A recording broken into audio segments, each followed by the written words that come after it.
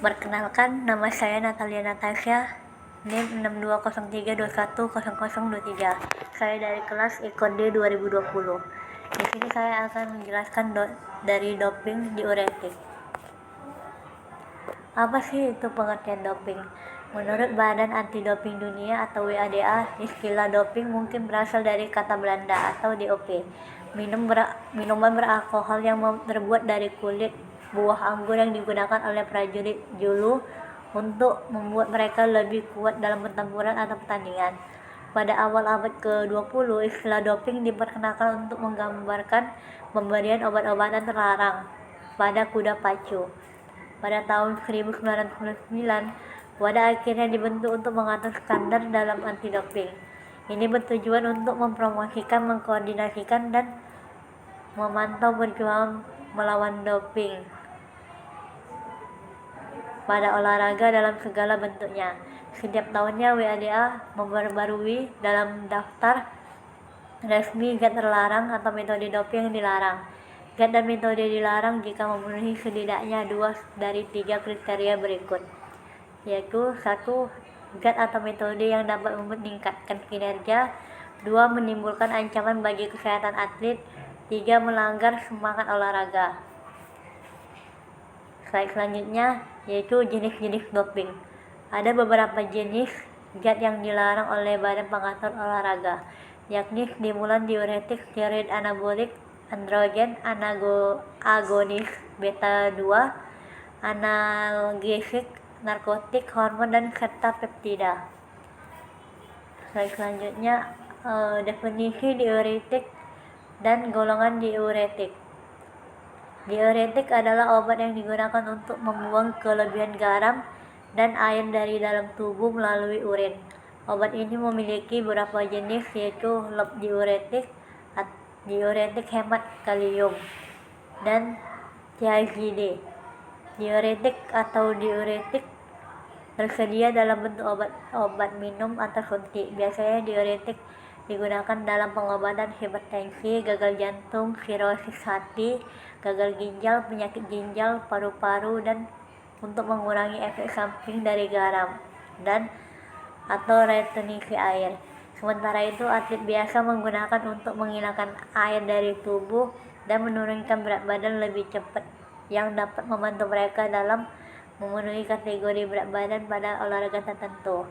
Hal ini karena diuretik meningkatkan laju aliran urin dan ekskresi natrium untuk mengatur volume dan komposisi cairan tubuh untuk menghilangkan kelebihan cairan dari jaringan. Diuretik juga digunakan untuk menutupi agen doping lain karena bisa mengurangi konsentrasinya dalam urin dan dengan mengubah pH urin. Slide selanjutnya, farmakodinamik dan farmakokinetik diuretik. Farmakodinamik diuretik itu ada mekanisme kerja.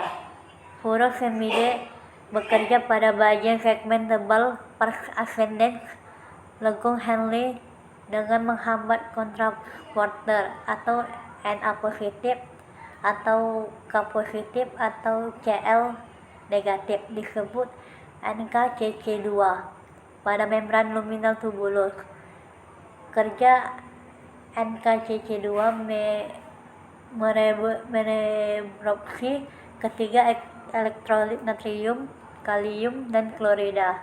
Pasca reabsorpsi via NKCC2, kadar ion K positif berlebihan di dalam sel sehingga ion kalium berdifusi kembali ke lumen tubular. Hal ini reabsorpsi kation atau Mg2 positif, Ca2 positif ke dalam cairan interstisial via jalur paraseluler. Akibatnya pemberian furosemide akan menghambat reabsorpsi natrium, kalium, dan klorida. Selain meningkatkan ekskresi NaCl, obat ini juga meningkatkan ekskresi magnesium dan kalium. Penurunan reabsorpsi tersebut akan meningkatkan konsentrasi zat terlarut yang diantarkan ke bagian distal nefron serta penurunan osmolaritas interstisium medula ginjal. Penurunan osmolaritas medula ginjal mengakibatkan reabsorpsi cairan pada duktus poligentes menurun serta memicu penurunan absorpsi air dari vas descendens angka Helen. Pada akhirnya tak hanya ekskresi ion-ion tersebut yang meningkat tetapi ekskresi air dalam urin juga meningkat. Furosemida juga meningkatkan kadar prostaglandin E2 yang berperan pada inhibisi reabsorpsi Na positif dan transfer air pada tubulus kolektivus yang dimediasi oleh ADH. Farmakokinetik diuretik, yaitu ada absorpsi, bioavailabilitas furosemida pada saluran cerna 50% dengan rentang 10-100%. Onset diuresis terjadi sekitar 5 menit apabila diberikan secara intravena, 30 menit apabila diberikan secara intramuskular, dan 30-60 menit apabila diberikan per oral. Pada edema paru, perbaikan gejala dapat terlihat pada 15-20 menit. Efek puncak furosemida yang diberikan per oral terjadi setelah 1-2 jam. Durasi kerja furosemida adalah 2 jam apabila diberikan intravena dan 6-8 jam pada pemberian oral.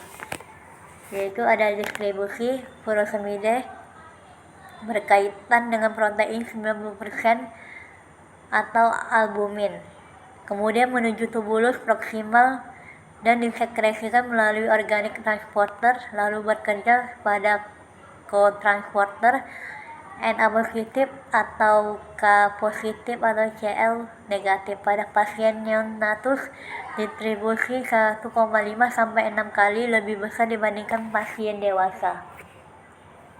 Yaitu ada metabolisme di hepat minimal kurang lebih 10%, metabolik berupa glucuronide 2 amino sampai 4 kloro 5 sulfamoylanthanilic acid, yaitu mempunyai eliminasi.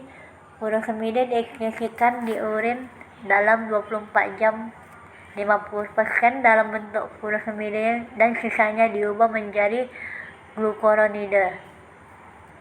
Sebagian kecil juga diekskresikan di fases. Waktu paru furosemida bervariasi pada pasien tanpa gangguan ginjal, jantung atau hati sekitar 1,5-2 jam. Pada penderita gangguan ginjal 2,8 jam, penyakit hati 2,5 jam, dan pasien gagal jantung 2,7 jam. Pada neonatus, waktu paru 6-20 kali lebih lama dibandingkan pasien dewasa. Nah, ini cara kerja diuretik. Diuretik bekerja dengan mencegah penyerapan garam, termasuk natrium dan klorida, di ginjal. Kadar garam juga mempengaruhi kadar air yang diserap atau dikeluarkan oleh ginjal.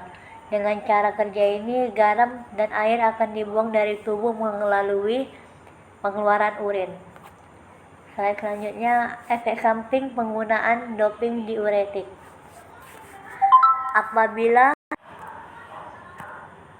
Apabila atlet menggunakan diuretik, bisa berisiko mengalami dehidrasi berat yang menyebabkan ketidakseimbangan cairan dan elektrolit, hipotensi, kolaps sirkulasi, dan episode tromboemboli, aritmia jantung, hipomagnesiemia, asam urat, hingga hiperglikemia. Diuretik meningkatkan kadar kolesterol dan trigliserida jahat, low density lipoprotein atau LDL, menurunkan kolesterol baik, dan meningkatkan high density lipoprotein atau HDL. Slide selanjutnya, ini contoh kasus atlet menggunakan doping, yaitu Luiza Galiulina. Pesenam Uzbekistan, Luiza Galiulina mendapat skor sementara setelah terbukti positif doping untuk zat terlarang diuretik furosemida. Demikian diumumkan Komite Olimpiade Internasional atau IOC Minggu tanggal 29 bulan 7 2012.